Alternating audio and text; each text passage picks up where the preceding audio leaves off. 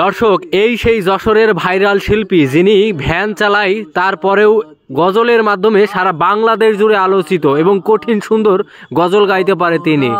ভাই, উনি নাকি খুব চমৎকার গজল গাইতে পারে। ভাই, এরিনার গজল শোনার জন্য আমরা বসে থাকি, তাই ওনাকে পাই আমরা সেইভাবে গজল শুনবো বলে বসি। অসম্ভব সুন্দর গজল গাইছে। তাই ভাই, একটু থামেন তো, একটু থামেন। একটু থামেন। আপনার নাম কি ভাই? আব্দুর রহিম। রহিম ভাই, আপনি নাকি খুব চমৎকার গজল, ইসলামিক গান এগুলো গাইতে পারেন। হ্যাঁ, আমাদের একটা শোনান তো, একটা আপনার মনের মতন একটা গজল শোনান।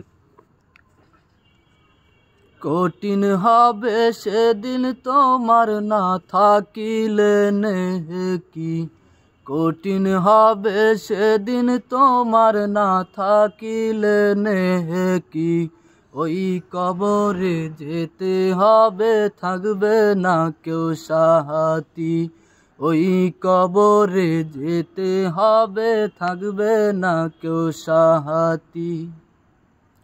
3.5 হাত মাটির ঘর, কারো আপন কারো পর, কারো আবার ফুলেরই বাগান, কারো বা হবে জাহান্নাম। 3.5 হাত মাটির ঘর, কারো আপন কারো পর, কারো আবার ফুলেরই বাগান, কারো বা হবে জাহান্নাম। আমল নামা সেদিন তোমার হবে ঘরের বাতি, আমল নামা সেদিন তোমার হবে ঘরের বাতি, ওই কবরে যেতে হবে থাকবে না কেউ সাহাতি, ওই কবরে যেতে হবে থাকবে না কেউ সাহাতি।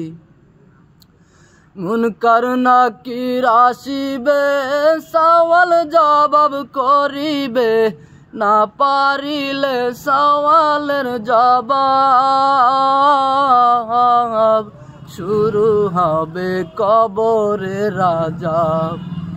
মুনকার নাকির আসিবে, সওয়াল জবাব করিবে, না পারিলে সওয়ালের জবাব, শুরু হবে কবরে রাজাব। কঠিন হবে সেদিন তোমার না থাকিলে নেকি, কঠিন হবে সেদিন তোমার না থাকিলে নেকি, ওই কবরে যেতে হবে থাকবে না কেউ সাহাতি, ওই কবরে যেতে হবে থাকবে না কেউ সাহাতি। থাকতে হবে নিরালাই একা একা বাসতলাই, থাকতে হবে নিরালাই একা একা বাসতলাই, চতুর্দিকে রবে শুধু মাটি, ওই কবরে যেতে হবে থাকবে না কেউ সাহাতি, ওই কবরে যেতে হবে থাকবে না কেউ সাহাতি।